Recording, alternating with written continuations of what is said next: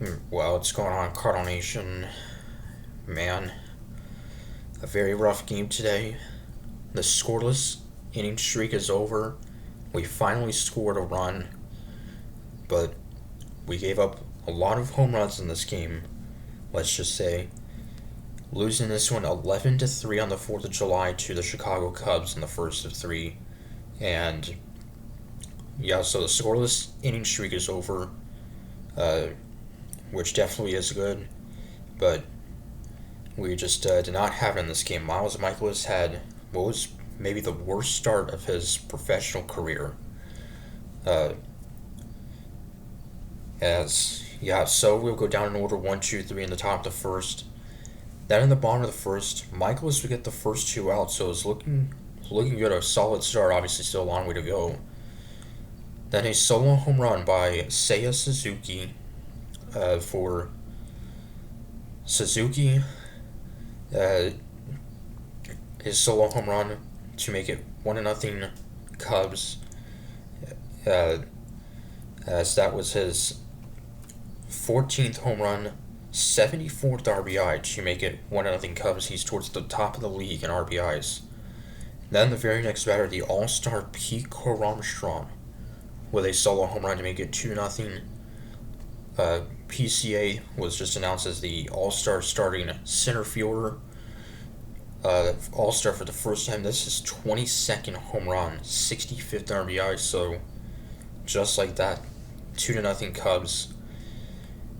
Then in the bottom of the second, lead off the inning, Michael Busch with a solo home run to make it 3-0. For Busch, his 15th to make it 4-0.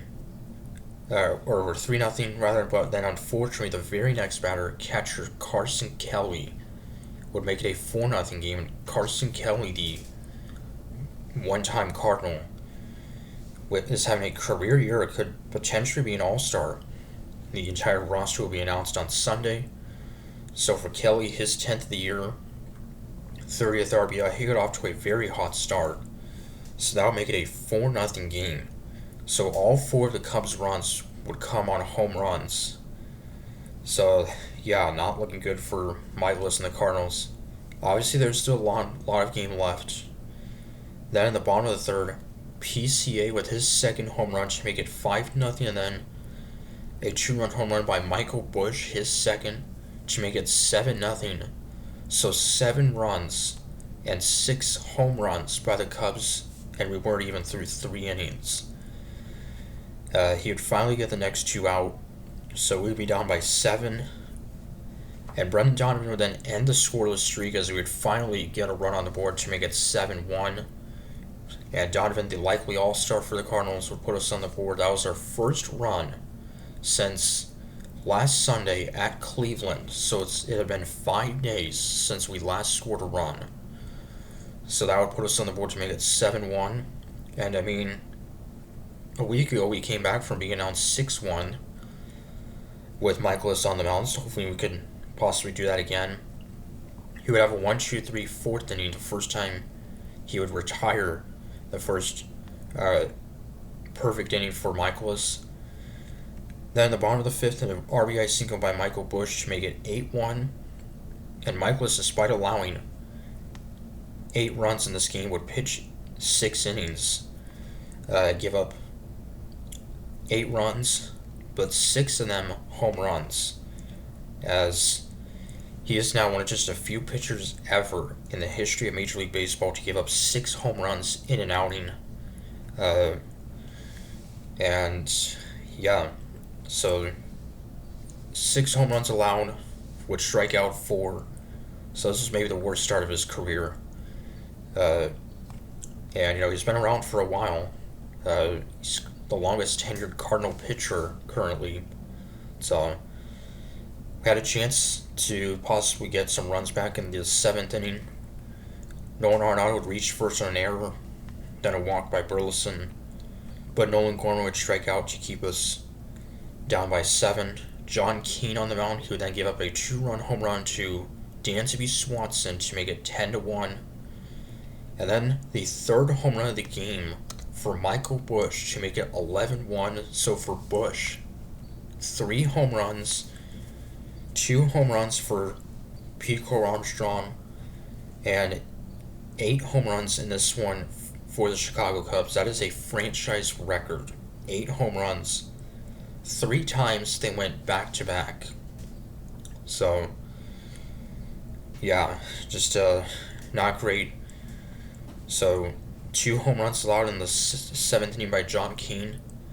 Fortunately, though, the rookie Matt Svanson would have a scoreless 8th inning. And then in the 9th, we would get 2 runs, albeit they were both off of a position player. Lars Newbarth, an RBI single, then Pedro Pajes would walk. So, if Victor Scott would have hit a grand slam, that would have only put us down by 4. But,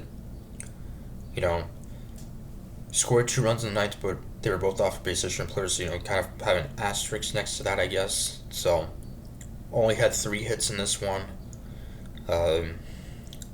And yeah, it's just glad that the scoreless streak was over, but I mean, this game was probably worse than our 3 games in Pittsburgh.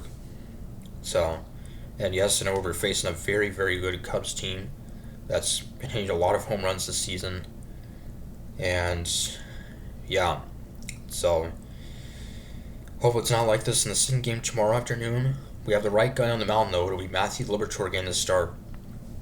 And the Cubs were originally supposed to have Jameson Taillon get the start, but he is out, was just placed on the IL, and with a calf injury, so he's going to be out for at least a month. So they do not have a starter yet announced for tomorrow afternoon's game.